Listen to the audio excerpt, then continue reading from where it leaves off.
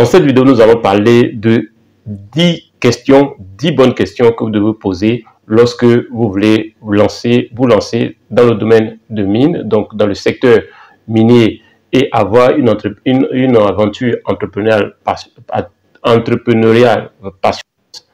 Vous devez vous poser ces questions que nous allons voir pour éviter beaucoup d'embûches.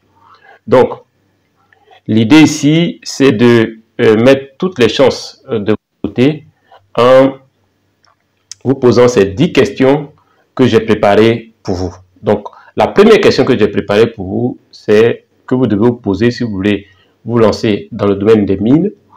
Alors, pour ceux qui prennent en marche pour la première fois cette chaîne, je suis Kwasi Justin, je travaille dans le domaine des mines depuis plusieurs années et à travers cette chaîne, mon but est de démocratiser la connaissance dans le domaine des mines et d'aider plus de nationaux à intégrer les compagnies minières ou peut-être à investir ou à avoir des marchés dans le domaine des mines de leur pays ou même de là où se trouve dans le domaine des mines. Alors, donc, la première question c'est que vous devez vous poser avant de vous lancer, c'est de vous dire quelle est votre connaissance du secteur minier. Donc, vous voulez investir dans le secteur minier ou bien vous voulez lancer une activité entrepreneuriale dans le secteur des mines ou le secteur minier, vous devez vous poser cette question. Quelle est votre connaissance du secteur minier? Et d'ailleurs, c'est ce que je fais. Donc, dans mon coaching, j'aide ceux que j'accompagne, les entreprises et les entrepreneurs que j'accompagne, à bien comprendre et connaître le secteur minier. Donc, vous devez vous demander quel est votre niveau de connaissance du secteur minier. C'est très important parce que cela va vous permettre d'identifier un certain nombre de difficultés à surmonter pour pouvoir exceller dans ce domaine. En tant que soit prestataire ou en tant que, comment dirais-je, en tant que peut-être entreprise minière ou voilà, toute autre chose. Alors, deuxième question que vous devez vous poser, c'est très important, c'est quel est le type d'activité minière que vous allez mener. Est-ce que vous allez opérer en tant que prestataire ou vous allez opérer en tant qu'entreprise minière qui va faire par exemple de l'exploitation? Et même si vous voulez faire de l'exploitation, quel est le type d'exploitation? Est-ce que c'est une exploitation artisanale que vous visez? Est-ce que c'est une exploitation semi-industrielle que vous visez? Est-ce que c'est une exploitation industrielle que vous visez? Si vous voulez offrir des prestations, quel est votre niveau de compétence? Quel type de prestations vous voulez offrir? Est-ce que vous êtes dans la maintenance industrielle? Est-ce que vous êtes dans l'exploration minière? Est-ce que vous êtes dans les études d'impact environnemental? Est-ce que vous êtes dans la logistique et le transport? Est-ce que vous êtes dans la fourniture peut-être de nourriture, etc., etc. Est-ce que vous êtes dans la fourniture de travailleurs intérimaires? Est-ce que donc vous devez déjà vous demander quel est le type d'activité minière que je compte mener. Deuxième question. Troisième question que j'ai préparée pour vous, j'ai une liste de 10 questions que j'ai préparées pour vous, que vous devez vous poser avant de vous lancer, c'est quelles sont les ressources financières dont vous disposez? Alors, ce qu'on voit, c'est que les gens, ils regardent le domaine des mines, ils se disent, il y a beaucoup d'argent à prendre, les gens s'enrichissent dans le domaine des mines, et ils ne pensent pas à la ressource financière qu'il va falloir d'abord injecter pour espérer récolter, disons, les bénéfices de cet investissement. Je prends par exemple certaines personnes, certains entrepreneurs ou certaines entreprises me contactent, et lorsque je leur donne une idée de mon coaching, combien ça coûte, généralement, les gens, ils ne sont pas capables de payer. Et quand ils ne sont pas capables de payer, tu vois clairement qu'ils ne peuvent pas réussir dans le domaine des mines. Parce que dans le domaine minier, c'est un domaine où il va falloir injecter beaucoup plus d'argent avant d'espérer récolter les fruits de votre investissement. Donc, si vous n'êtes pas prêt à investir ou vous n'avez pas le budget suffisant pour investir dans ce domaine ou pour peut-être obtenir des marchés dans ce domaine, vous allez vous mordre vraiment les doigts. Et donc, moi j'ai vu des cas où des personnes ont créé des entreprises pour pouvoir faire, par exemple, l'exploitation semi-industrielle. Mais lorsque ces personnes me contactent et que j'analyse leur situation, je me rends compte qu'ils n'ont jamais pensé au niveau d'argent, donc à la ressource financière qu'il faut injecter. Ils ne savent pas combien ça coûte de la demande jusqu'à l'obtention d'un permis. Ils ne savent pas combien ça coûte en termes d'équipement à mobiliser pour faire une exploitation, ne serait-ce que semi-industrielle, etc. Donc, ils ont le seul repère, c'est qu'on peut gagner facilement de l'argent dans le domaine des mines. Et ça, c'est très dangereux.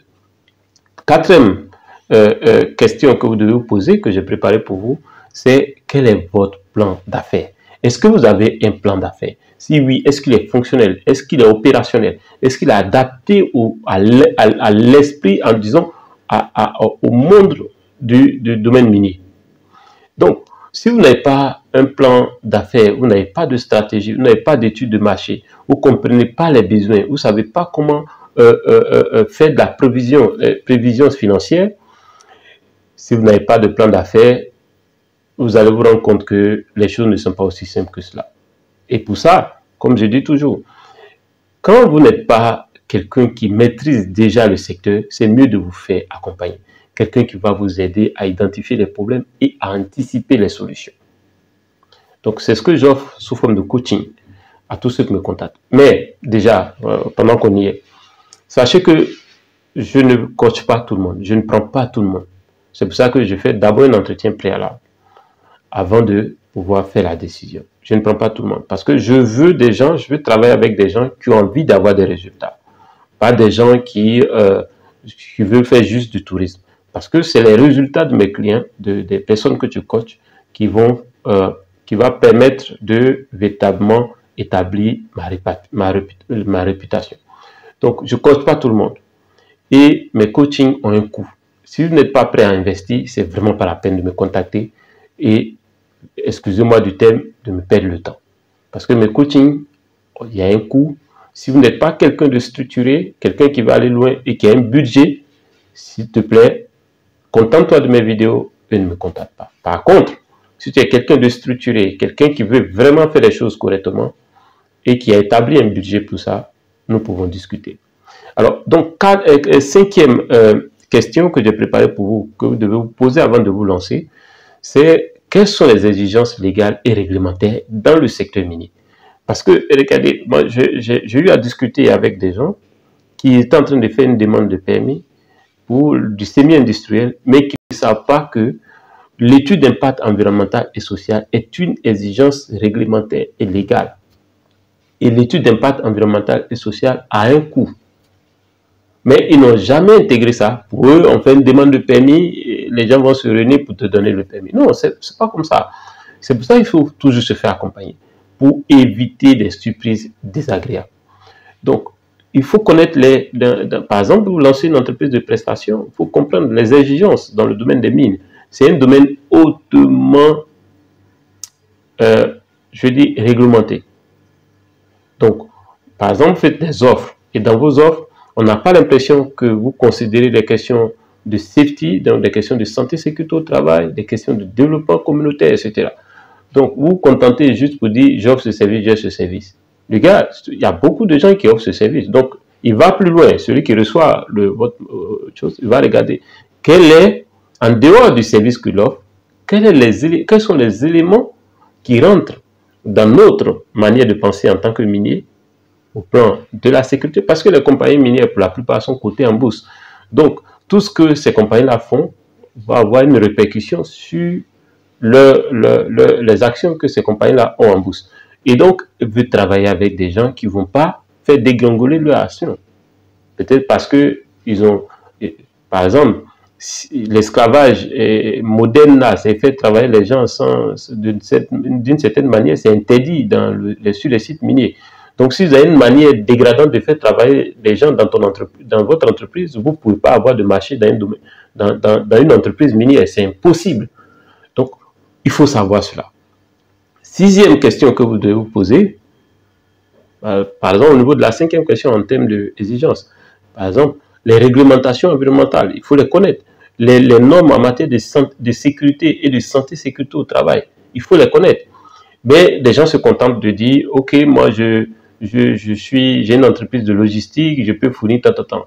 Au-delà de ça, dans l'offre, rien n'apparaît pour dire qu'il y a une équipe de safety qui est capable de faire telle chose. Et moi, c'est tout ça que j'aide les entreprises et les entrepreneurs que j'accompagne à identifier et à solutionner pour facilement se faire des marchés dans le domaine des mines.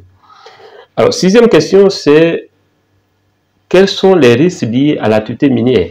Est-ce que vous connaissez les risques liés à l'activité? Prenons une entreprise minière qui s'installe et qui obtient un permis d'exploration. L'entreprise minière peut développer le projet, c'est-à-dire qu'elle peut travailler pendant une dizaine d'années, dépenser plusieurs milliards de francs CFA et se retrouver avec rien. Donc, tant que l'entreprise ne découvre pas un gisement économiquement viable, tous les milliards injectés vont être de l'argent perdu. Est-ce que vous êtes prêt à perdre de l'argent à un tel niveau? Donc, vous devez connaître les risques du métier, les risques du domaine des mines, les risques associés avant de vous engager. Vous pouvez injecter de l'argent et demain, une situation fait que tout s'arrête et vous allez tout perdre. Ou bien, vous pouvez injecter de l'argent et ne pas, par exemple, quand vous faites du semi-industriel, vous allez sélectionner un permis, vous allez faire tout ce qui est démarche administrative, obtenir le permis. Et en ce moment, on va vous donner autour de 6 mois pour faire de l'exploration. Au bout de 6 mois, vous pouvez vous rendre compte que la zone que vous avez sélectionnée, il n'y a pratiquement rien dessus. Tout l'argent que vous avez injecté est perdu. Donc, ça pose le truc d'analyse du risque. Comment vous allez atténuer ce risque? Mais parce que peut-être vous avez quelqu'un qui s'y connaît et qui va vous aider à vous dire, OK, il y a tel niveau de risque, voilà comment on va structurer la chose, voilà comment on va faire de sorte à limiter ces risques. Et c'est ce que moi j'offre à ceux que j'accompagne. Et encore une fois, je le dis, j'accompagne des gens qui ont envie d'avoir des résultats, qui sont capables de payer, disons, l'accompagnement et qui ont le budget pour implémenter ce qu'on va leur dire de faire. Ça c'était la sixième question. Septième question que vous devez vous poser, c'est quelle est votre stratégie en matière de développement durable? Parce que si vous voulez bosser, vous voulez avoir des marchés, vous voulez faire un travail dans le domaine des mines, le développement durable est au cœur de toutes les activités dans le domaine des mines. Donc si vous n'avez pas intégré cela, vous n'avez aucune stratégie liée au développement durable, si vous êtes prestataire par exemple, vous n'allez pas avoir de marché. Mais, par exemple, vous êtes dans la logistique, on va faire ça comme ça. L'impact, comment vous associez votre prestation de logistique dans le domaine des mines, comment vous intégrez le développement durable dans cette prestation? Est-ce que vous avez pensé à ça? Est-ce que vous avez une stratégie pour cela? Parce que quand les compagnies minières vont voir que vous avez une stratégie fondée, enfin, qui s'appuie sur une logique de développement durable, ça met ces entreprises à l'aise pour travailler avec vous. Donc, si vous ne le faites pas, soit ces entreprises, si elles sont obligées de travailler avec vous, elles vont vous l'imposer, ou soit elles vont travailler avec une entreprise qui respecte cela déjà. Donc, souvent, les gens passent là des appels d'offres et on ne les appelle pas. On dit non, je n'ai pas de contact. Non. Souvent, vous-même, vous tirez des balles dans le pied avant même qu'on analyse votre dossier. Puisque quand ils vont analyser, vous ne savez pas que ces choses sont importantes. Parce qu'on n'a pas parlé de ça. On dit que bon, on recrute quelqu'un pour la logistique. Okay? Une entreprise qui va faire de la logistique. Vous vous contentez de produire, de dire j'ai tel type de camion, tel type d'équipement, tant. Oui, ça c'est intéressant. Ils vont regarder ça effectivement. Après ça, ok, qu'est-ce qu'on regarde? Ces engins que vous allez utiliser, en termes de safety, quels sont vos process derrière? Mais comme vous ne savez pas ça, vous n'avez pas intégré dans votre offre que vous allez garantir la sécurité de cette manière. Ou bien, puisque vous allez utiliser des engins, quelle est votre stratégie de développement durable associée au travail que vous êtes en train de faire? Vous n'avez pas dit. Donc, du coup, celui qui a dit, c'est lui on va prendre. Généralement, ce n'est pas une affaire de truc, c'est une affaire de structuration de l'offre. Donc, quelle est votre stratégie en matière de développement durable? Huitième question que vous devez poser, c'est comment allez-vous gérer les aspects logistiques. Parce que ce que les miniers redoutent le plus, c'est le stand-by. C'est-à-dire un arrêt de travail dû au fait qu'il y a eu quelque chose. Soit il y a un élément, un équipement qui manque, une pièce qui manque. Ils ne veulent pas du tout entendre ça. On appelle ça le stand-by. Donc, un stand-by pour une compagnie minière, c'est comme si la terre est tombée à la renverse. Je ne sais pas. C'est quelque chose, ça ne doit pas être associé à votre boîte. Donc, vous devez démontrer que quand ils vont vous donner le marché, vous n'allez pas avoir un souci qui va créer un stand-by, c'est-à-dire un arrêt complet du travail. Donc, comment est-ce que vous allez gérer la logistique? Généralement, c'est des questions de logistique qui entraînent le stand-by. Neuvième question à vous poser, c'est quelle est votre équipe? Est-ce que vous avez une équipe compétente? Est-ce que le nombre de personnes dans l'équipe est suffisant pour mener à bien la mission? Est-ce que vous avez des équipes compétentes? Enfin, des membres de vos équipes. Donc, c'est pour ça qu'on vous accompagne, pour structurer tout ça, pour servir d'appui, pour vous permettre de vous concentrer sur le cœur de métier que vous avez. Par exemple, si vous êtes quelqu'un qui fournit des études de logistique, ça c'est le cœur de votre métier. Nous, on va vous aider à intégrer tout ce qui est safety, tout ce qui est développement durable, tout ce qui est gestion communautaire par rapport à votre activité, par rapport à votre entreprise, de sorte à ce que vous puissiez vous focaliser sur le cœur de votre métier qui est, par exemple, la logistique. 10e question à vous poser, 10e et dernière question que j'ai préparée pour vous, c'est est-ce que vous êtes prêt à faire face aux défis? Parce que dans le domaine des mines, non seulement, tu vois, vous voyez, les mines sont très reculées, les grandes villes, et cela nécessite un certain nombre de défis. Est-ce que vous êtes prêt à faire face aux défis? Est-ce que vous êtes prêt à faire face aux exigences des compagnies minières? C'est extrêmement important pour pouvoir véritablement réussir les missions qu'on vous confie ou bien même réussir les projets dans le domaine des mines que vous-même vous lancez.